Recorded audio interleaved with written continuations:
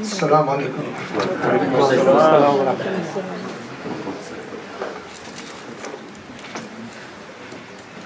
Thank you, Awesome. As always, it's a pleasure to be with you. Today I'm going to talk about this book, The Great Theft. And I'm going to first give you a sense of why I wrote this book and then the implications it has for our time. I wrote this book now over a decade ago, and since then other books have come out, or I've written other books. But what is rather striking is that the Great Theft continues to be of perpetual relevance because the type of issues that it flags and the type of problems that it deals with over the past decade have become more exasperated and worsened rather than reach any type of resolution. After 9/11, I'm sure some of you will recall, there was a question not just in the mind of non-Muslims, but in the mind of Muslims themselves. And that is, what type of theological, what type of aqidah, what type of belief system would inspire people to commit great acts of violence, and especially acts of violence that kill large numbers of people while believing, and there is no reason to claim that they did not sincerely believe, that they are acting on behalf of Islam. Of course, since then, since 9/11, there have been many terrorist attacks. Many innocent people have been killed, and we should never forget that the primary victims of terrorist attacks are fellow Muslims. Statistically, most of those killed in terrorist attacks are Muslims and not non-Muslims. I mean, just witness, for instance, the suicide, well, it was a suicide bombing. The suicide bombing in a mosque in Sina that killed hundreds of people. There was a large string of attacks in mosques in Iraq, and even in right before I started writing The Great Theft, the director and producer, Mustafa Al-Aqad, who was a good friend and who was responsible for two very powerful movies, The Messenger, about the life of the Prophet ﷺ, and The Lion of the Desert, the story of Omar Mukhtar. Before his death, Mustafa Al-Aqad told me that he was raising money to do a film on Salah ad-Din al-Ayyubi, Saladin, but during a visit in Jordan to meet with possible financiers to the film, he was in turn killed in a terrorist attack, in a suicide bombing in a hotel in Jordan. So the cost of certain belief system that are, I call them puritanical in nature, but in fact they're not just puritanical. Puritanical is the polite word, but extremist and tyrannical in nature, absolutist in nature, was exercising a very prohibitive cost. And for me, the most prohibitive cost of all is the defamation that afflicts the reputation of Islam as a faith. That's true. If you are a believer and someone who practices the faith, you care a great deal about how this message is seen by others, and you care a great deal how this message is seen by your own children and grandchildren. And you care a great deal that your child, when they ask you, why are you a Muslim? Or why should I be a Muslim, especially children growing up in the West, that your child be able to hold his or her head high as a Muslim, not feel oppressed and broken by their Muslim identity.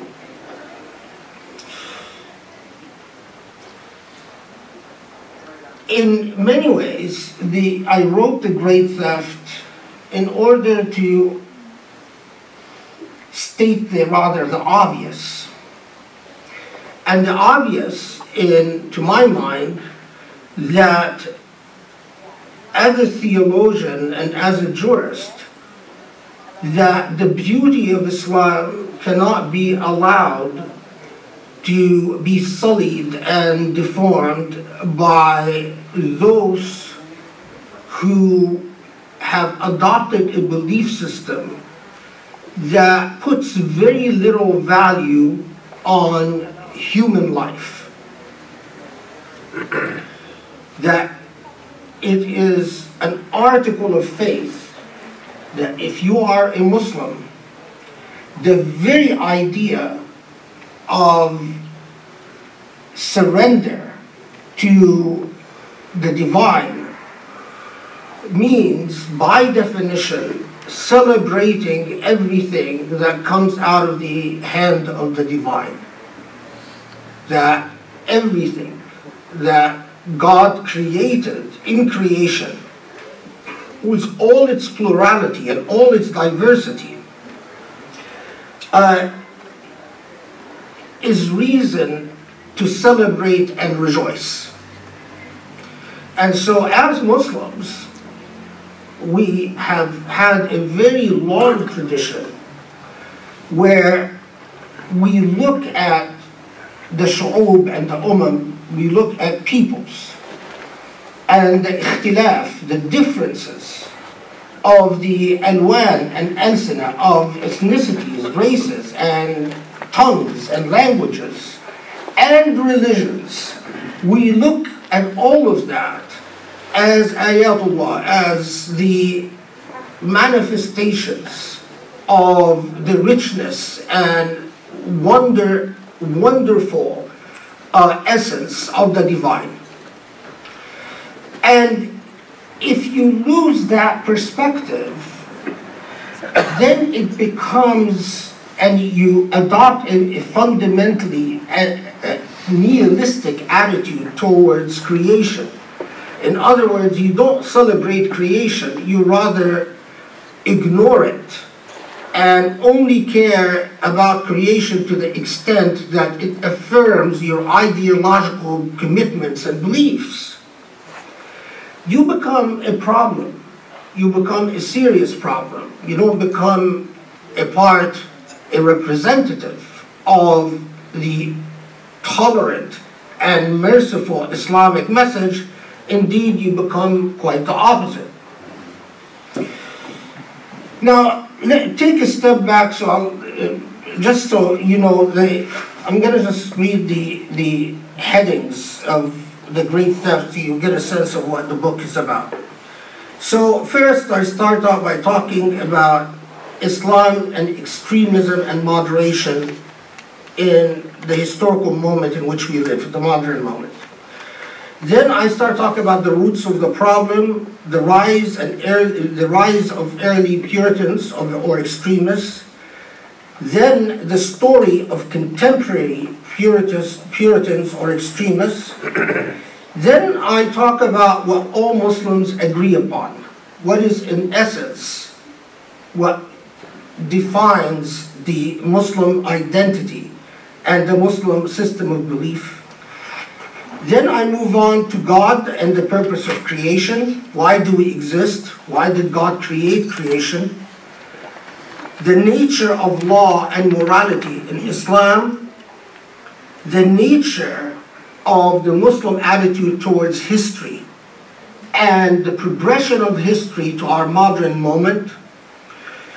Then I deal with democracy and human rights. Then interacting with non-Muslims and salvation in Islamic theology. Then there's a chapter on jihad, warfare, and terrorism. And finally, a chapter on the nature and role of women in Islamic theology and law. So obviously, it is intended as an introductory book and a basic introductory book, not just for non-Muslims interested in understanding Islam, but an introductory book for Muslims themselves to affirm and remind themselves of what the core of our faith is, what the Islamic message is all about. Now, there's a lot that you could talk about, and as you can see, we can take any of these chapters and we can spend hours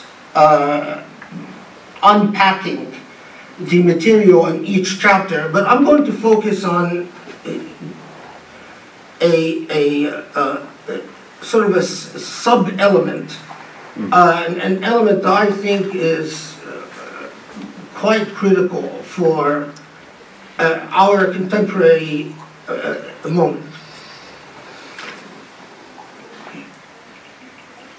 There is no question that since the advent of colonialism and since the breakup of the Islamic Caliphate,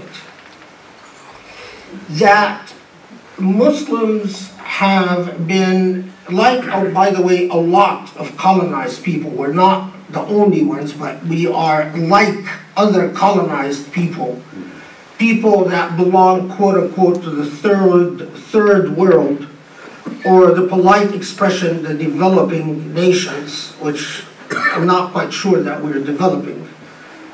We might be consuming what developed nations produce. We buy Burger King and McDonald's and Starbucks. They're all over the Muslim world. But the fact that we consume fancy, modern-looking stuff doesn't make us develop. It just means we're consumers.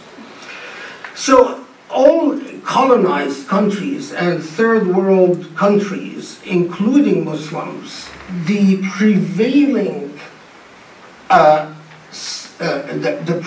symptom of the advent of modernity and the dominance of Western civilization is that in all these countries and in all these people, there is an anchored and perpetual state of anxiety. Anxiety about everything from self-determination to systems of governance to sense of identity to our relationship to our past and history. If you take the average Muslim and you put to them these questions of history, of nationalism, of identity, of what the fancy word for it is epistemology. There is an anxiety that comes from the fact that as human beings, we have witnessed vast changes in technology, in transportation, in communications, in global order that challenge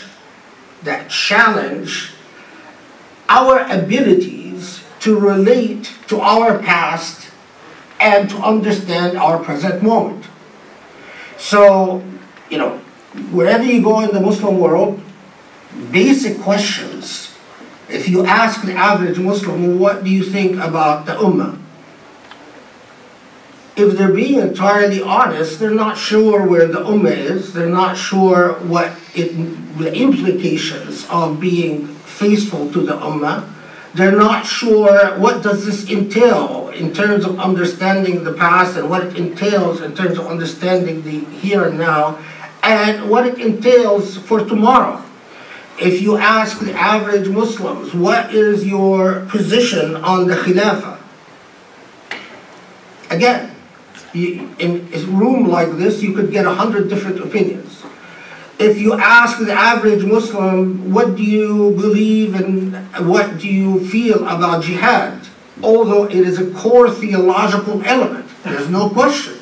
But the average Muslim will be beset by an enormous amount of anxiety as they try to figure out what jihad means internally and at the same time articulating their beliefs in ways that would not get them into trouble with either their own governments in Muslim countries, or if they are US citizens, not get them into trouble with the American government, or if they're in England, not get them in trouble with the British government, and at the same time explaining it to their children and their offspring in ways that would not alienate the children and not make the children being ashamed of Islam, and so on and so forth.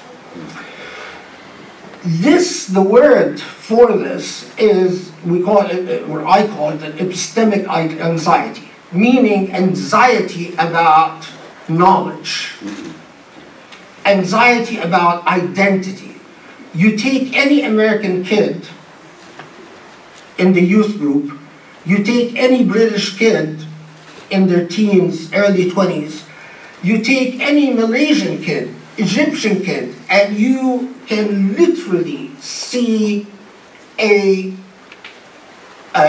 volcanic eruption of anxieties about everything from, well, how do I define my relationship to society? How do I define my relationship to upward mobility and aspirational notions? In other words, what should I be in the future?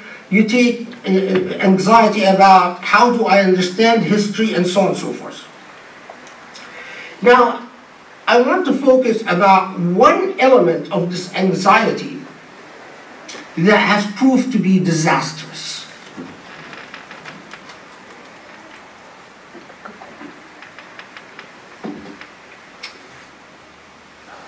The first element is that arising out of the colonial experience and response to modernity was a way of addressing anxiety, epistemic anxiety, anxiety about meaning, that believed, a school of thought that believes that it and it alone can read the texts, foundational texts of Islam, and understand what the foundational texts of Islam demand, and that doing so privileges it in a unique relationship to the truth. So what does this fancy talk mean? Well, it means that if many of you, if you remember being raised in the Muslim world, at one time or another have heard this. The mythology that Muslims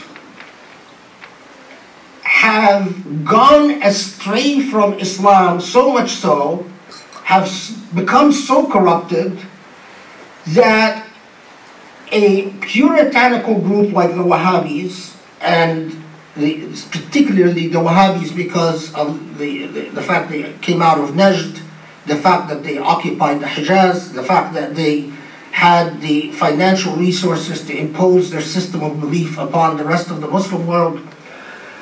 This puritanical idea that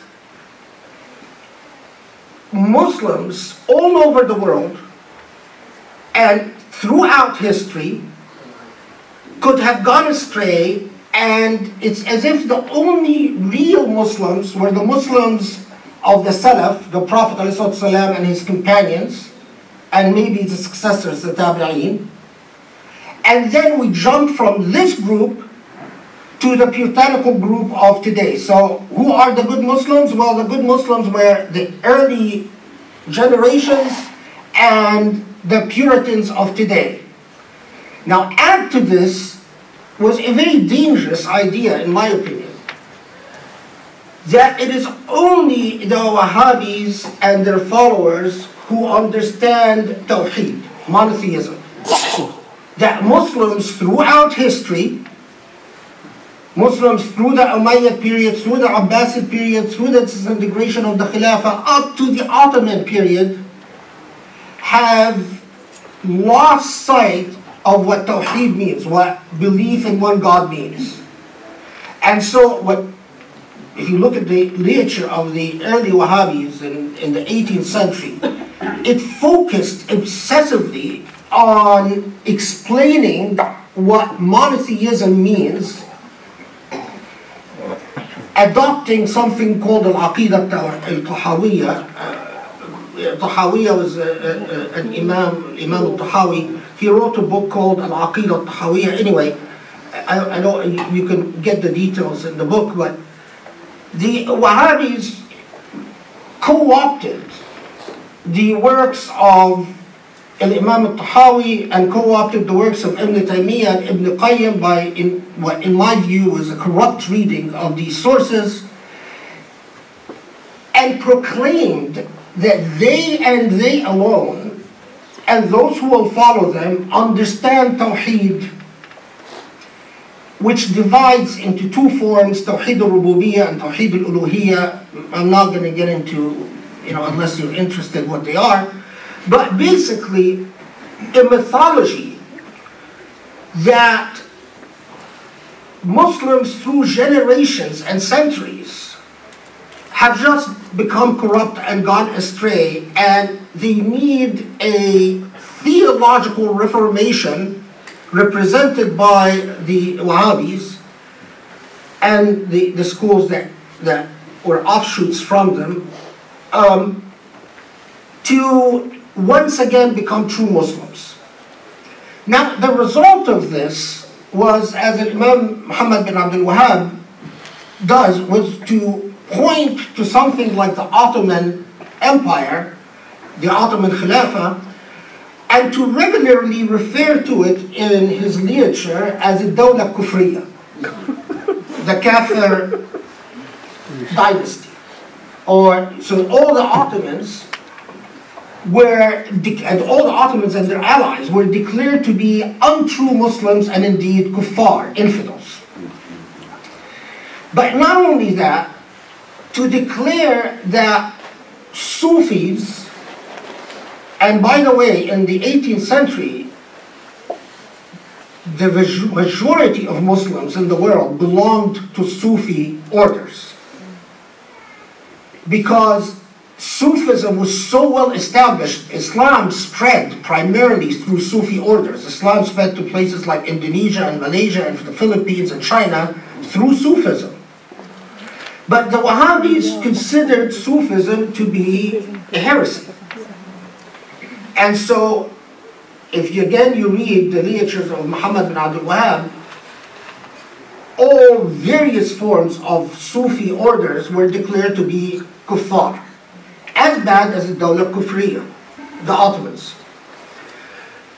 After this was the charge of kufr upon rationalist theologians, sometimes called the Usulis. People, so for instance, in the literature of Muhammad bin Abdul Wahhab, scholars like Fakhruddin al-Razi is called outright a kafir, an infidel. Now, on top of this, leave alone sects or sectarian theologies like the Shia, whether Shia Zaydiyya or Ja'fariyya or Ismailiyya, all of them were declared to be kafirs.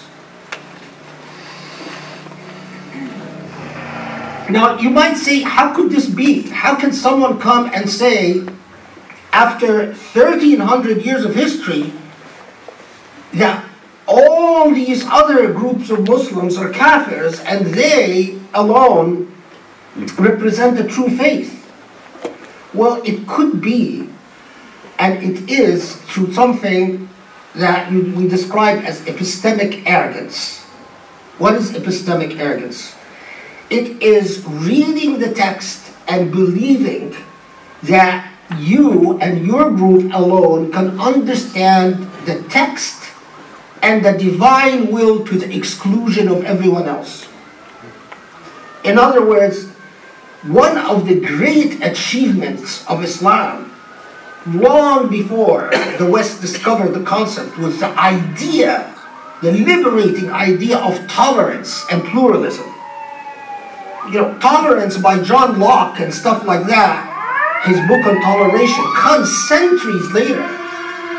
And Europe had to go through a bloody, horrific civil wars to discover the idea of tolerance.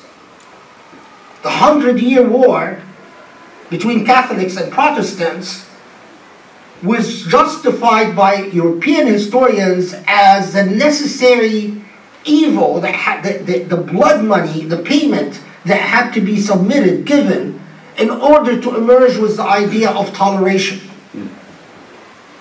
We Muslims had that idea anchored in our theology centuries before. Centuries before. But through movements like the Wahhabi movements and their predecessors, the Khawarij and so on, we lost it. So when you compare the theological arguments of groups like ISIS or Daesh, you compare the theological arguments of Sayyid Qutb from the Ikhwan in Egypt, or, you know, there's a whole story about a clash between him and Hudaybi, and he represents one orientation in the Ikhwan. You find this regular thematic that only the first generations were true Muslims. After that, there is just corruption, and that the Wahhabi movement was needed to bring back Muslims to Islam. So many of us grew up with the idea that Muhammad bin Abdul Wahhab was a great reformer. Why? Because people in Hijaz were worshipping a tree, which is, by the way, has no historical foundation. It's a myth. And that Muslims, what Wahhabism did is bring back Islam to Muslims, which again is a complete myth. But even worse than that is the idea that the text can only be read in a particular way through particular venues, and that variety of nuanced manifestations of Allah's will is all bid'ah. Bid'ah wa munkara. Bid'ah, an innovation that is in hellfire and we don't need it and you must exterminate it and you must quash it. Now think about for a second about the result of this system of thought. I am not one of those people who believe that resisting colonialism was wrong. I believe it was right. It's just war. And I'm not one of those who believe that resisting occupation is wrong. No, you resist occupation because it's just war. I'm not even one of those who believe that rebelling against an unjust ruler is wrong. Rebellion against an unjust ruler, against a tyrant, is just war. So, you're not going to get me in the category, oh, well, you're a quietist, you're a pacifist. No, I'm not. But I am against the belief that you take the inevitable diversity in human comprehension of the magnanimous divine will, and you say either you comply with my own understanding or you're outside of the fold. Now look at the result of this, not just in the terrorist attacks here and there and everywhere, but not just in the rise of extremely gruesome and bloody movements like Al-Qaeda and Daesh, but look at the results in terms of the rise of Islamophobia. If you read the literature of Islamophobes, everything they use against our faith is cherry-picked from the stories and narratives of Wahhabis. The way they cast the Prophet, the way they talk about the Prophet. So in other words, they just took it and spinned it back at us. I said, this is your religion. But look at another historical disaster. Muslims built a civilization because they were able to integrate different ethnicities. You want to look at the history of Islam? Arabs were not the creators of the Islamic civilization. It was Arabs plus Persians, plus Indos, Asian Indos, plus Turks and Kurds.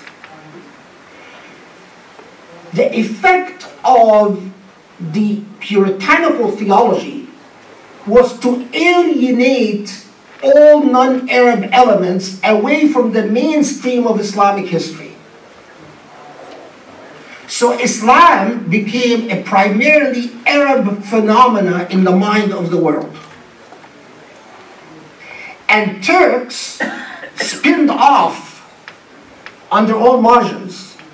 So did various Asians. So for instance, Muslim India used to play an integral role in everything from the Hajj to the theological debates taking place in the heart of the Muslim land, to publications on Islamic law and theology and philosophy. But today, there is an actual divorce between Indo-Pacs and Arabs. They know very little about each other. And in fact, are hostile to each other. Same can be said about Arabs and Persians. Persians have become equaled or equated with Shi'ism, and Arabs have become equated with Proto-Sunniism. Yeah. Add to that, throughout Islamic history, after the conversion of Turkic tribes, Islam consistently benefited from the richness of the Turkic element within the fabric of its history.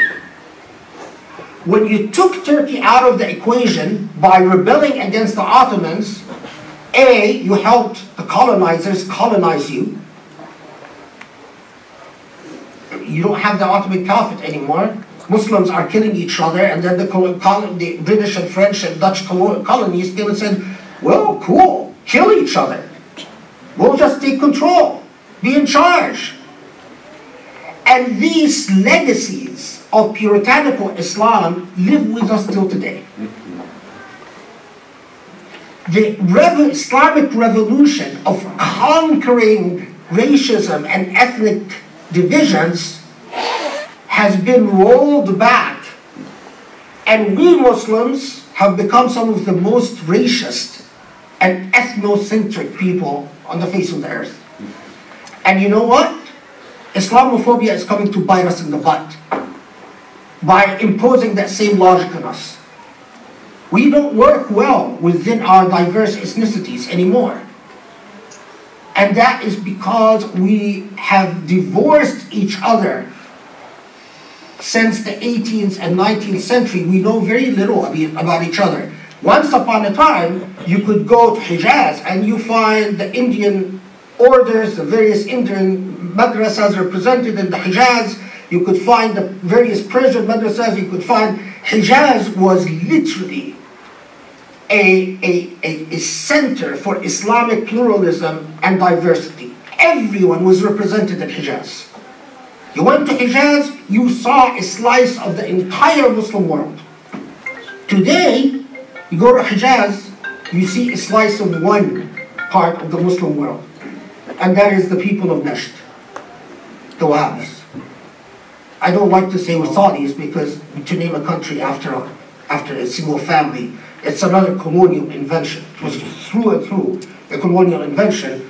In fact, there is a very interesting story where Ibn Saud asked the British, what should I name my new country? Shall I call it Arabia? And they said, well, no, you call it after yourself. Don't sell yourself short. And as a reward, he's knighted. He's given a knighthood. Those who see the current Saudi government and its incestuous relationship with the Trump administration, study history. Study history, that's not any different. The thing about Puritans is, and puritanical thinking, is that a person could start out a smart Puritan, but because of the epistemic commitment they commit to, the epistemic commitment of the individual, they become stupid. They become stupid. Because their intelligence only comes from literal reading of the text. Not logic, not philosophy, not history, not sociology, not legal thinking, not even spiritualism. They lose the very richness that Allah has endowed in all of us. That's the great theft in a nutshell. Thank you.